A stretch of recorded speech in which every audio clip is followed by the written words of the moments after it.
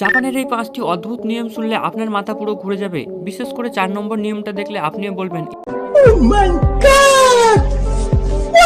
Number 1, জাপানে মোটা হওয়া কিন্তু আইনগতভাবে অপরাধ। হ্যাঁ, 2008 সালের মেটাবু আইন অনুযায়ী সেখানে নির্দিষ্ট বয়সের পর পুরুষ ও নারীদের কোমরের মাপ বেশি হলে কোম্পানি বা সরকারকে জরিমানা দিতে হয়।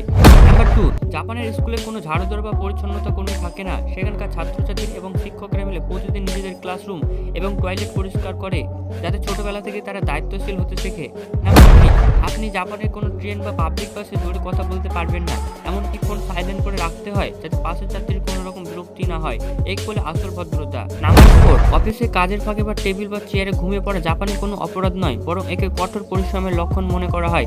একে তারা বলে ইনেমুরি। এর জন্য বসের বকা তো দূরের কথা, উল্টে সম্মান পাওয়া যায়। নাম্বার 5, জাপানে 4র্থ শ্রেণী পর্যন্ত, অর্থাৎ বাচ্চার বয়স 10 বছর হওয়া পর্যন্ত কোনো কঠিন পরীক্ষা নেওয়া হয় না। প্রথম কয়েক বছর তাদের শুধু ভালো আচরণ ও নৈতিকতা আর শৃঙ্খলা শেখানো হয়।